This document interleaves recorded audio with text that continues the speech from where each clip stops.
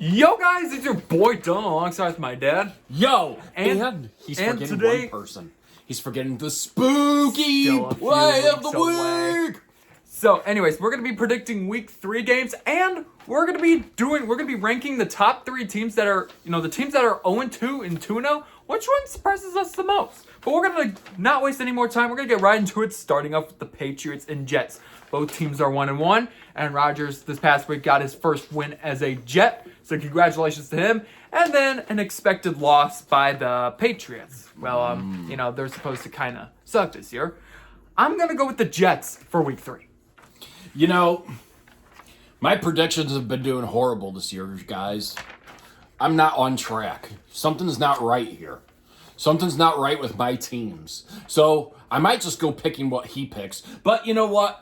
The Patriots lost last week. I thought maybe they would get a win in front of in front of their home. If you hear my dog barking, it's because he sees cattle out in the yard right now.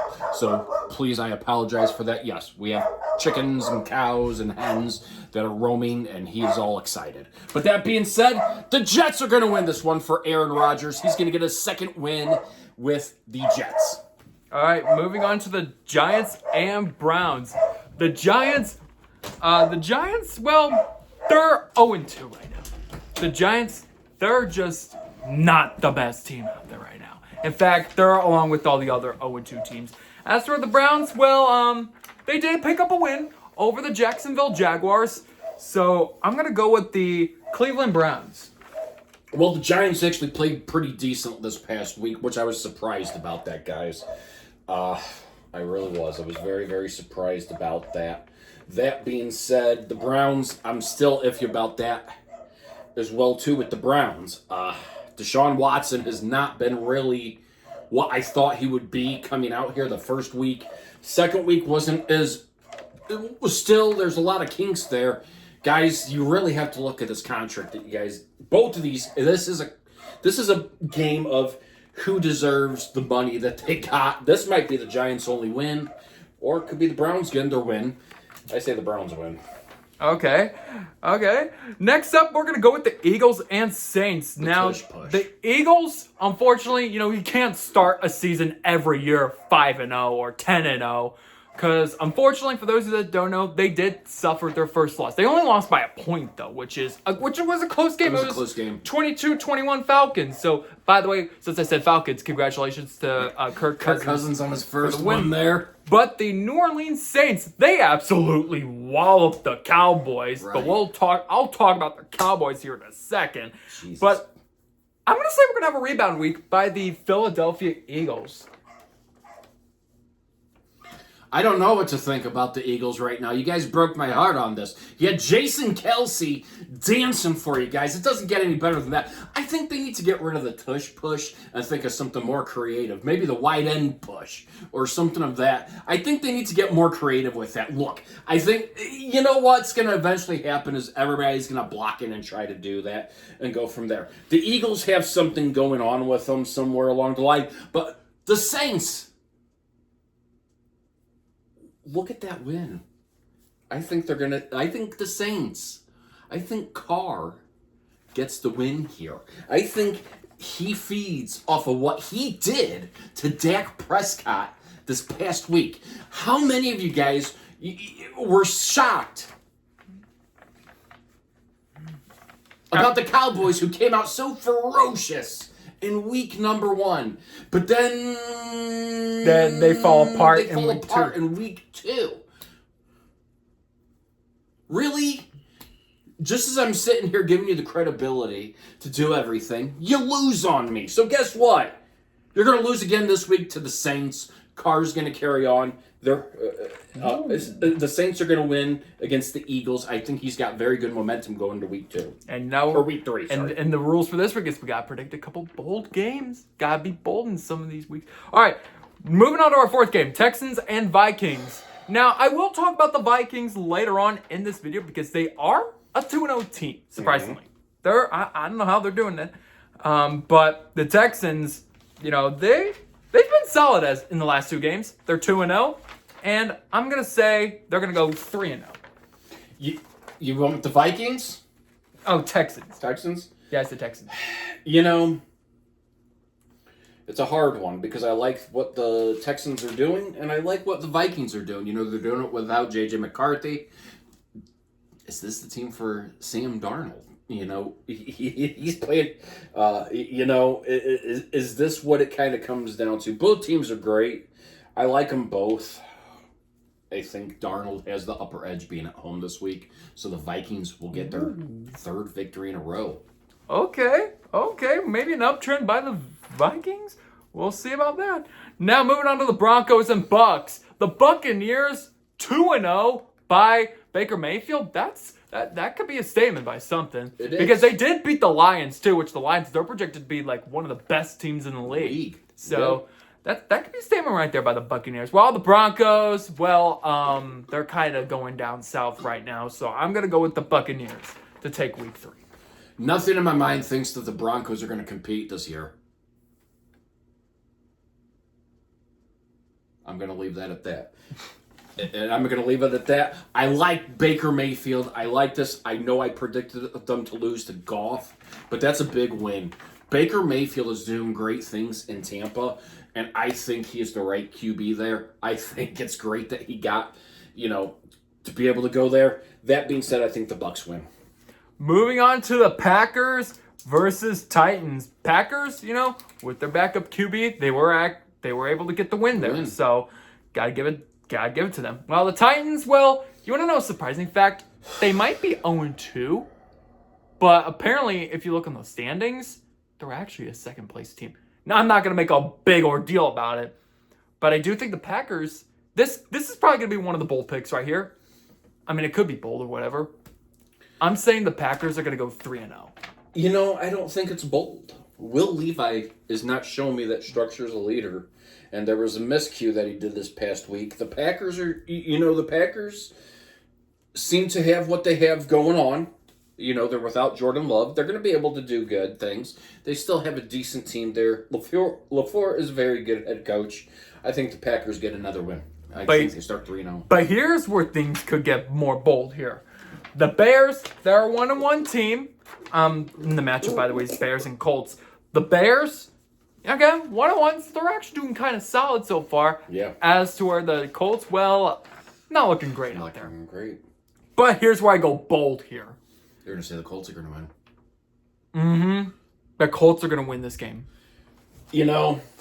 Sometimes you got to go bold. Anything can happen when it comes to a sport like this. It's just a prediction. It's everybody has their own opinions on everything. I kind of like with the Bears, even though they lost this past week, they showed some progress there. They have shown some decency to it. Caleb Williams, there's better highlights with it. That being said, I think the Bears will get their second win of the year.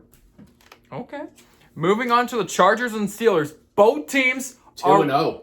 Yep, both teams are 2-0. Jim Harbaugh is 2-0, and Justin Fields. Justin Herbert and Justin Fields. Justin Fields. That's what I was trying to refer to, Justin Fields. Justin Fields, the battle of the Justins. How about that? The battle of the Justins. I was about ready to mention Justin Fields. He's 1-0 as a Steeler. So that's something. That's positive. I mean, this could be another bold pick right here, guys. I'm going with the Steelers to win. Wow. Yeah, they are at home, so that does give them the upper edge, I think. Look, am I surprised? I'll be talking about the Steelers here later on. Am I surprised that they're 2-0? I really am.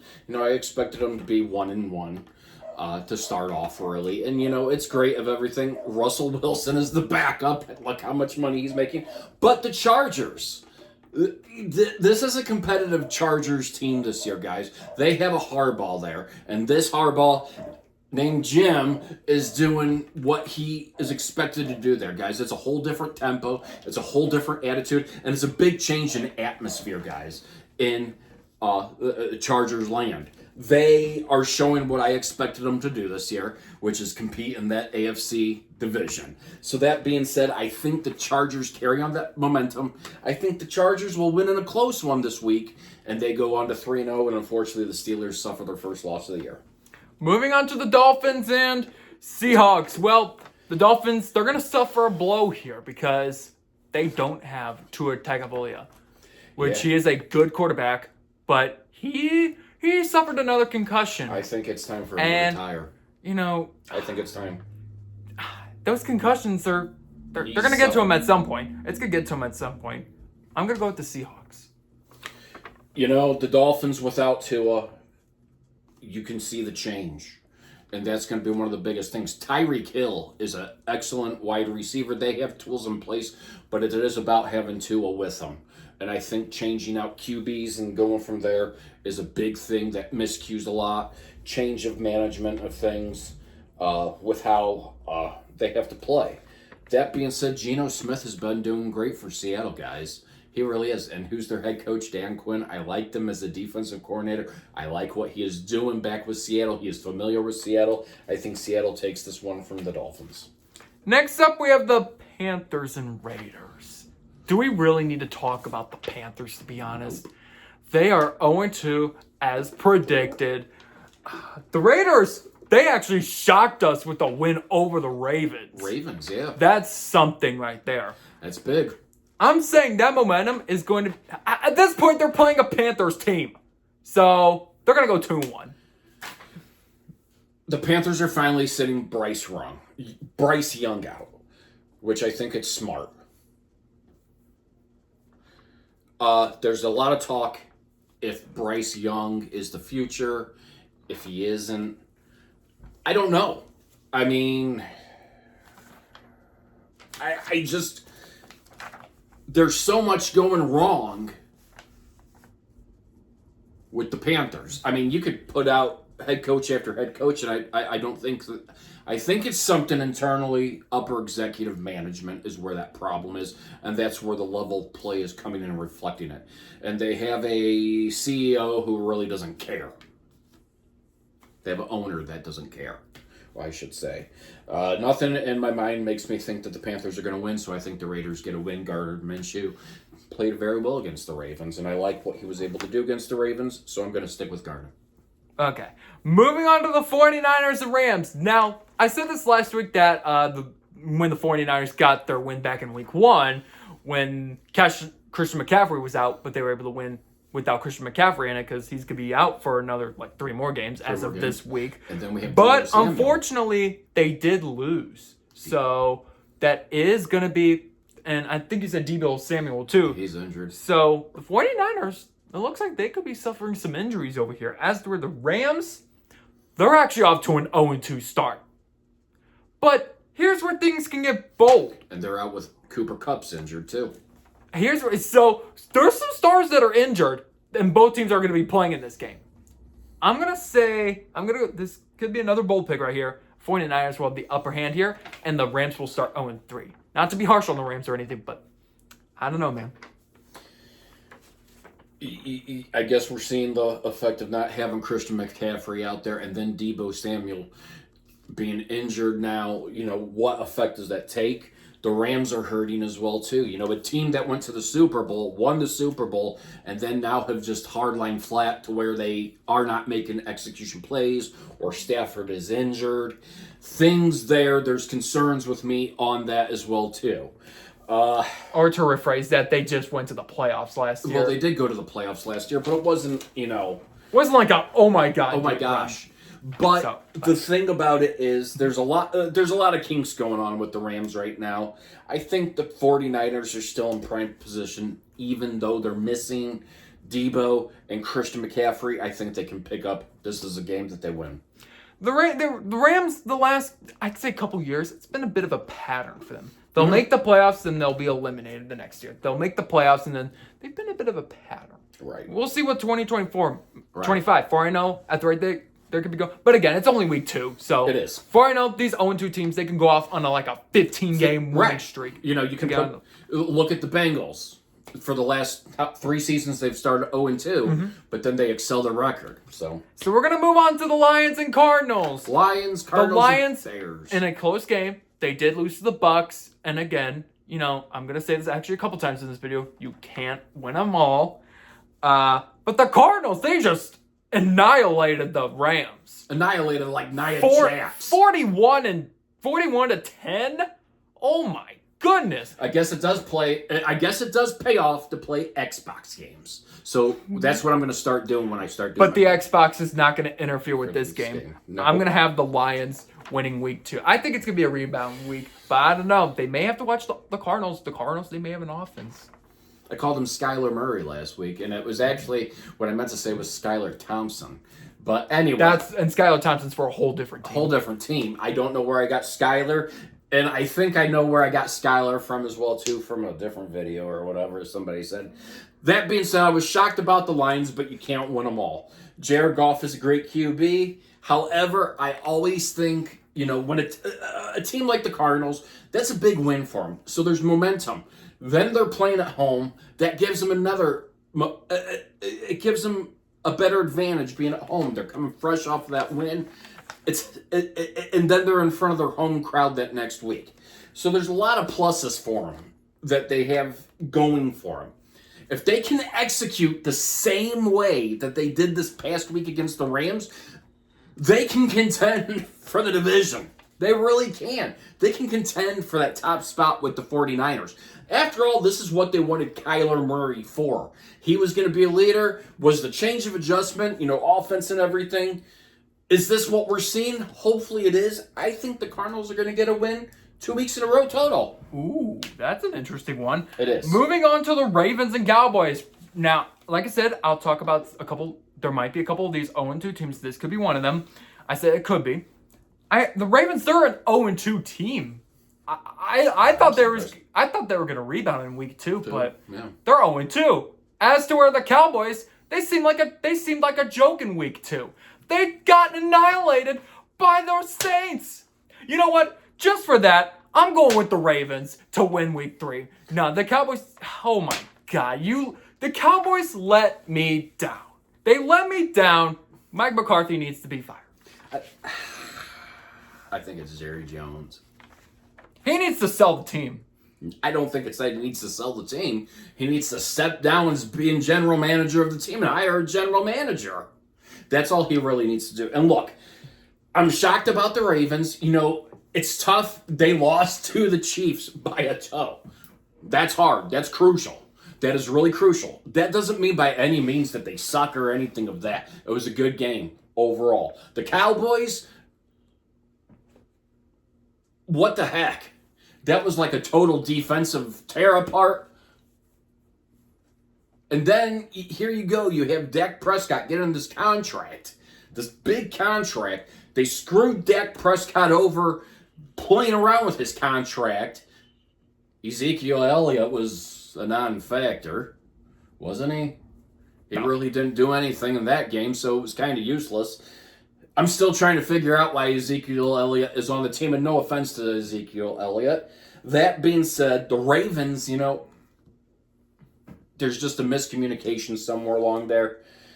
I have no doubt in my mind that John Harbaugh is the guy for the Ravens. Now, hear me out here, guys. I'm making a bold prediction here. I really am. I'm going to say the Ravens are going to win. However, if the Ravens lose this game and go 0-3, I think John Harbaugh is now on that block to possibly be fired, maybe in mid-season. Ooh.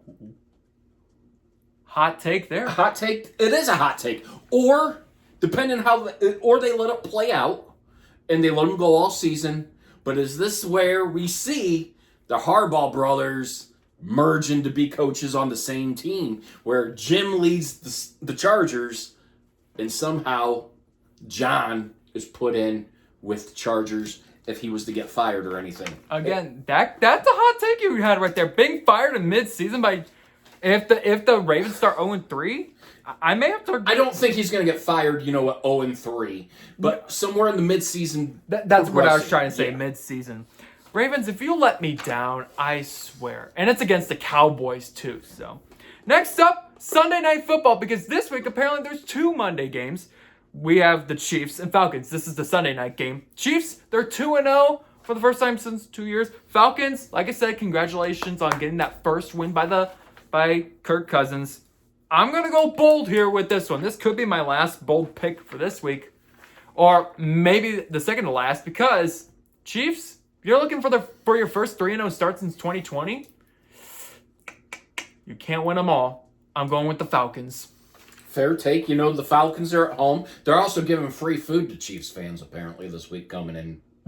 I don't know what it's about, but there was some article about it. I didn't read it. Oh, gosh. And going from there. Look, I'm not going to say the Chiefs played stellar against the Bengals. They got a lot of lucky breaks on that game. One thing I am concerned about with the Chiefs is the interceptions that Mahomes is throwing. He's got to stop those guys. Those are costly turnovers. And it's not that...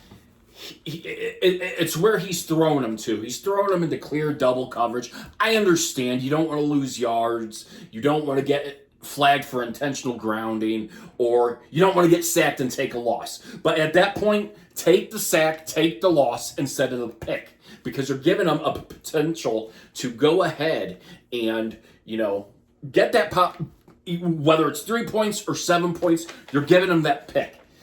And that hurts a lot. It takes a lot out of it. And they got lucky against the Bengals. They really did there.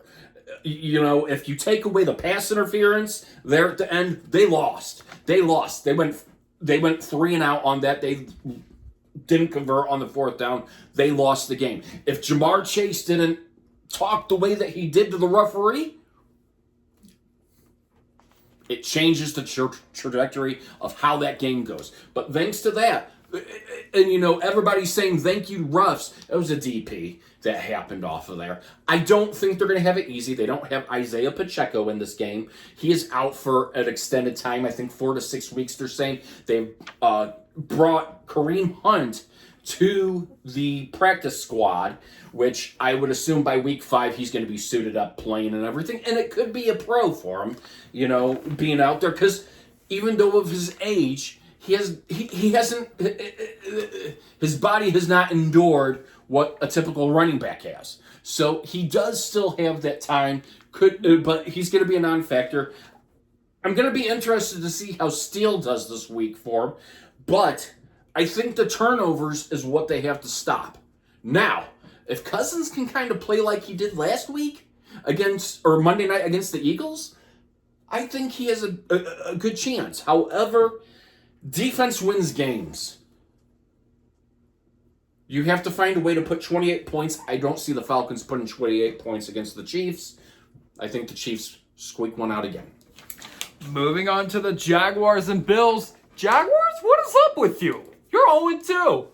What's up with you? I thought you were supposed to be this good team to pick up where you guys left off from the 2022-23 season. No. 2023-24, you were good, but you guys collapsed like mid-late season. And you're 0-2 to start 2024? Like, what is going on? And the Bills, though, you want to know a couple years prior when the Chiefs, when they lost Tyreek Hill, and I was saying, oh, Mahomes is doing this without Tyreek Hill. Josh Allen's doing this without Stephon Diggs. I'm going to have to go with the Bills with this one. I'm surprised. There's something clearly going on in Jacksonville, whether it's a Trevor Lawrence issue, a Doug Peterson issue. Something in there is not gelling properly, and they've kind of ended it how they did on their streak going into last season, which is not good or comfortable. Now, Doug Peterson is a great offensive coach. He won with the Philadelphia Eagles. He did. He got his Super Bowl, but then after that, it was a rapid decline. So was that something that was, sometimes when you're taking somebody else's team that's built with other teams or by another coach's players, it's helpful. I think Doug Peterson is, as much as he's won a Super Bowl, I think he's better as an offensive coordinator. That's what I think. I think he's better at that position. I think he's better at the development side. And it is a big change when you become a head coach, because your liability is 24/7, and you are the last one that leaves that stadium at the end of the practice, at the end of the game, the whole 9 yards. You're the first one there, etc. It's a hard job. The Bills, they're doing it without Stephon Diggs, which is very good. But Josh Allen has always been a guy who can find a way to make things work. He can run the ball, and he can throw the ball. Those are his benefits that he has. I think the Bills win this as well. Moving on to our last game, and again, the Jaguars and Bills. That's actually going to be one of the Monday night games. One of the Monday night games. For this final game, we have Commanders and Bengals. The Commanders, they're off to a 1-1 start. Congrats for win number 1 for the Commanders. While the Bengals, this is their 3rd straight year, starting off a 0-2, which at this point, this may become a yearly tradition. I wouldn't say yearly tradition because who knows if next year they could be 2-0. I don't know what they're even gonna do this offseason. Offseason's still ways away, but I do think they are gonna rebound and they're gonna go 1-2. Look, the Commanders are 1-1. This is where the Bengals need to capitalize on. The Bengals are the better team defensively and offensively. If they play smart ball, and smart is going from there. I'm going to tell you this right now. I've engaged in conversations with it. No doubt in my mind, I'm going to say this right now. Joe Burrow is the best pocket passer in the NFL. He is. If he goes outside that pocket, he is one of the worst quarterbacks in the NFL. If he can stay in the pocket, he is the best. He shreds teams apart. He shredded apart Kansas City. If they can take away the stupid penalties, look how many times they were penalized this past week. Unacceptable on any team in any level, especially at the end of the game when Jamar Chase started yelling at the ref. That is something that you have to block out. I understand you're frustrated, whatever, but you can't go doing what you're doing to the referee. That cost your team. I don't care what Chase says. He cost his team. He cost his team that game. Now, you go look back at the defensive pass interference. It was a defensive pass interference. He pushed into him, and it's about the contact and looking away. It was, unfortunately, it's not about me saying, I'm a Chiefs fan or whatever. Penalties are penalties. But the one penalty that turned that game was right there. That really did. That changed the shift of everything. For their head coach to walk out to Andy Reid and cuss at Andy Reid about the call was unacceptable too. You don't go to a guy who's very well respected in this league and you cuss out Andy Reid because you're not happy with the play. That's disrespectful and everything. You have a quarterback that is acting cocky out there and he takes after that attitude. Then you have Jamar Chase, who's taking after your attitude too. It reflects the attitude of the head coach. And I understand you're ticked off because you lost that game. This is your week to rebound. You take it, you rebound, you adjust, you do the non-stupid penalties, you win. Bengals will finally get their first win of the season. I have confidence in the Bengals moving on, learning from it. But that's what they got to do. And another thing as well too, and this is bold of me to say as well too, I possibly see in the AFC Championship game this year, the Bengals and Chiefs playing again. That's probably going to be a highlight that might come up. I'm not going to say it 100% yes, but I think that's where I'm getting to. I'll just have to wait a couple more weeks till I actually come in solid point with that. So, but yes. Sometimes you just got to wait a couple weeks. But we're going to move on to our next segment, which is we're going to rank the top 3 teams that have either 0-2 records or 2-0 records. We're going to rank which one we're surprised the most for the teams that are 0-2. So we're going to start with the 0-2 teams. The third team I am surprised, and I'm going to stick with one side at it. I'm just going to stick with one side, and then after when he's done, I'm going to go on the other side. I'm going to start with the Jaguars. They're in my third place spot. They're 0-2. It almost felt like as if they just went back to their losing ways, like they would used to go. Mm-hmm. And if they go 0-3, that's not going to be good. The next team we have is the Rams. In week 1, it was a close fight between the Lions and the Rams. And, the Lions, they won that game. But when you get destroyed by the when you get destroyed by the Cardinals, that's something else. But the Ravens, though, they're my number 1 pick. Surprise. The Ravens, like I said, they're playing against the Cowboys. If they lose to the Cowboys, I might yell in the next episode. You might hear a side of me you don't even know, because I'm trusting this is the week that I actually trust the Ravens to win a game. There you go. If you, like I said, Ravens, if you lose to the Cowboys, It happens. there will be some, I don't know what to say. Move on. You're good. Your turn.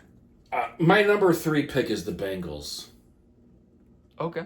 Simply because, and as much as they started 0-2, look, I thought they were going to beat the Chiefs. I really did. As much as I picked the Chiefs they had that game in their hand, but their costly penalties cost that game. They had it sealed. And they did that. My number 2 spot is the Jaguars. The Jaguars, again, something's going on there internally. They ended the last season on a bad note. And, unfortunately, they're carrying that into this year, whether it's a Trevor Lawrence issue or something that they need to fix it quick. When you fall to 0-3, it's hard to win 3 games in a row. Put yourself back at 500. It's very hard. It's very hard to do, and something's got to be there that they got to do to get them motivated more. My number 1 is the Ravens. I did not expect the Ravens to be 0-2 to start the season. I expected them to win this past week. And they did. They kept it competitive against the Chiefs, and they kept it competitive against the Raiders too. But it's hard. It's hard seeing a team like they have a lot of weapons, guys. They are scary good. They are that scary good from being a contender of a Super Bowl caliber team. This is where you find out where your quarterback's leadership takes your offense and your defensive takes charge. And this is where good head coaches start to make that adjustment of say, hey, okay, well, what do we got to do things? I have no doubt in my mind the Ravens can pull back up. But if they lose this week, it's going to be hard for them as well, too. 0-3 is harder to dig out of a hole than 0-2. And even 0-2 is hard to dig out of a hole. But once you lose 3 games in a row, it really starts messing mentally and physically with you. And they need to get that win. And like I said, with these 0-2 teams, for all I know, they could go off on like a 10-15 game winning streak to go to the playoffs. It happens. Look at the Bengals, what they do almost every year. All right, moving on to the surprising 2-0 teams when I'm going to rank them. Here's number 3. I have the Steelers at number 3. Hey, at least Russell Wilson got a win as a QB. But what about Justin Fields? Hey, at least maybe they could be leading the Steelers is where they're at right now with the 2-0 start. Again, I did explain about that Josh Allen is doing this with the Bills at number 2. Josh Allen is literally doing this without Stephon Diggs. I mean, they still have their defense there. I mean, they did beat the Dolphins in week 2. I wouldn't say badly, but you know what I mean. They had the defense was there in week 2, but 2-0. I mean, this is one of those years with the Bills that we were expecting a downward trend, but they could actually be a division contender. They could still be that division contender without Stephon Diggs. And number 1, I have the Vikings. The Vikings, they're a 2-0 team, and J.J. McCarthy, I don't think he's playing 2024 because of injury. And for those that don't know, J.J. McCarthy, for starters, he was the star for Michigan, from the Michigan Wolverines. But the 2-0 start with Sam Darnold, that could be something that they're going to have to build on top of that. If they He's a young quarterback, too. And like you said, he's not an old quarterback. He's a young quarterback. Right. So, and again, if they can just build on top of this momentum and all that stuff, they could actually be back to a contender like they were in 2022-23. I mean, last year was their down year again, but they can get back on track after their down year in 2023, 24. So that's my top 3 teams for the 2-0. For my third is the Buffalo Bills. And simply, again, like how you said, great point. Stephon Diggs.